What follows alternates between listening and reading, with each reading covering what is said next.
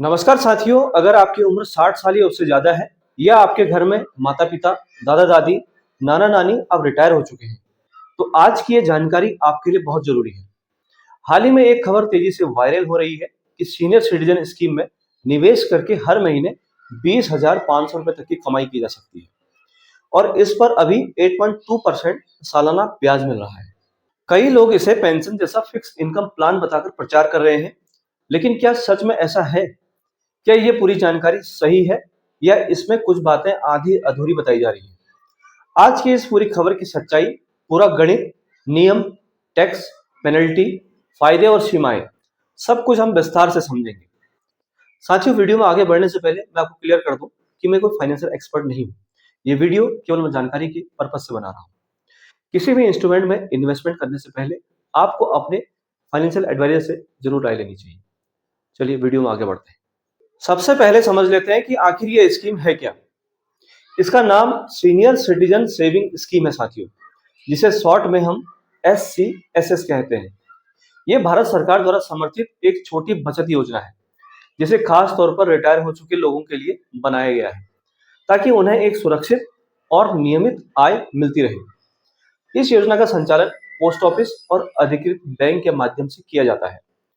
क्योंकि यह सरकारी योजना है, इसलिए इसमें रिस्क लगभग ना के बराबर है। अब बात करते हैं ब्याज दर की।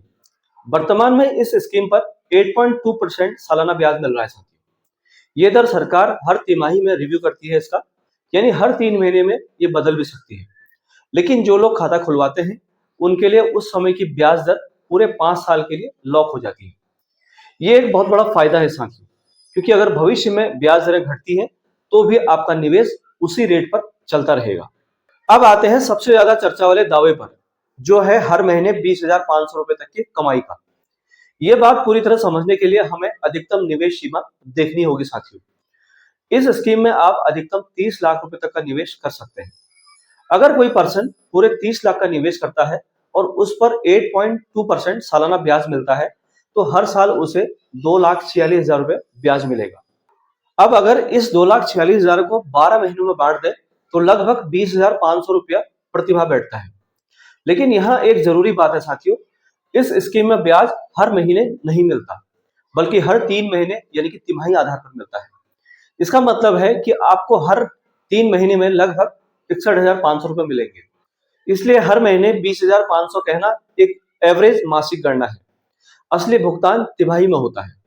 अब अगर कोई 10 लाख का निवेश करता है, तो 8.2% के हिसाब से सालाना 82,000 का ब्याज मिलेगा, यानी हर 3 महीने में लगभग 20,500 रुपए। अगर 5 लाख का निवेश करता है, तो सालाना 41,000 रुपए, हर 3 महीने में लगभग 10,250 रुपए। 1 लाख रुपए पर हर 3 महीने में करीब 2,050, यानी कि ये पूरी तरह से प्रतिशत का सीधा गणित है साथियों। अब बात करते हैं 5 साल बाद मिलने वाली रकम की। इस योजना की मैच्योरिटी अवधि 5 साल है साथियों, यानी पैसा कम से कम 5 साल तक लॉक रहेगा। अगर आपने 30 लाख लगाए और हर 3 महीने ब्याज निकालते रहे, तो 5 साल में कुल ब्याज 12,30,000 मिलेगा और अंत में आपका मूलधन 30 लाख रुपए आपको वापस मिलेगा। यानी कुल मिलाकर 42,30,000 रुपए की आपको प्राप्ति यानी कि रिसीविंग होगी। लेकिन ध्यान रहे साथियों, इसमें 12,30,000 ब्याज के रूप में अलग अलग तिमाही में पहले ही मिल चुका होगा। ये कोई एकमुश्त कंपाउंड होकर 42 लाख नहीं बनता साथियों, बल्कि 30 लाख मूलधन और 12,30,000 रुपया ब्याज का कुल जोड़ है। बहुत से लोग ये पूछते हैं कि अगर ब्याज नहीं निकाले तो क्या कंपाउंडिंग मिलेगी?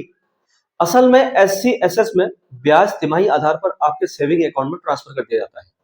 ये स्कीम खुद से कंपाउंड नहीं करती साथियों। अगर आप उस ब्याज को फिर से किसी दूसरे स्कीम या FD में इन्वेस्ट करते हैं, तो अलग बात है, लेकिन SCSS के भीतर कंपाउंडिंग का लाभ आपको नहीं मिलता। अब बात करते हैं पात्रता यानी कि एलिजिबिलिटी। 60 साल या उससे अधिक उम्र का कोई भी भारतीय नागरिक इस अकाउंट को खोल सकता है।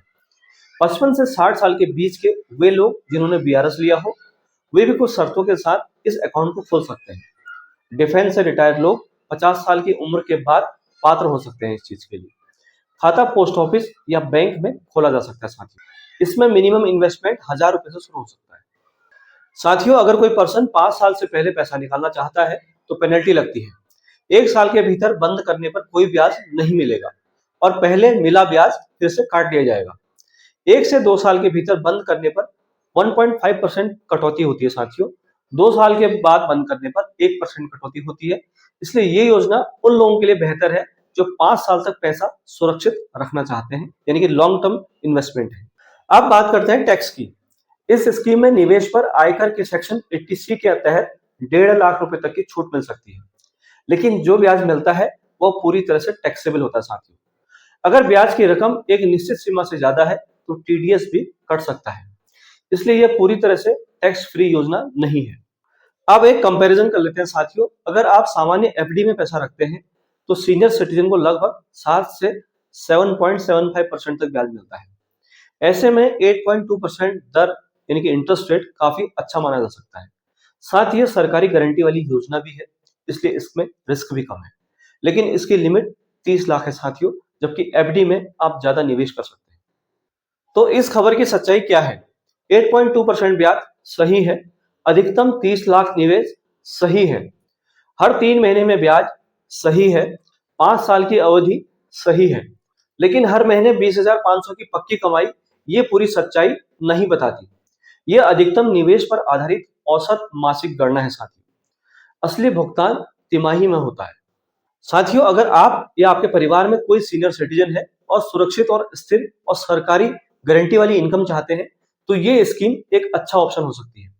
लेकिन अगर आप ज्यादा रिटर्न और कंपाउंडिंग चाहते हैं तो अन्य ऑप्शन पर आपको विचार करना चाहिए।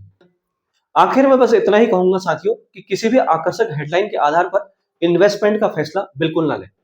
पूरा गणित समझें, अपनी जरूरतों को देखें, टैक्स स्थिति समझें और जरूरत हो तो फाइनेंशियल एडवाइजर से जरूर सलाह लें। सही जानकारी ही सही निवेश का आधार होती है साथियों। उम्मीद है कि आज की ये पूरी और डिटेल जानकारी आपके लिए उपयोगी रही होगी। मैं मिलता हूं आपको नई वीडियो में नई जानकारी के साथ। तब तक के लिए नमस्कार, धन्यवाद।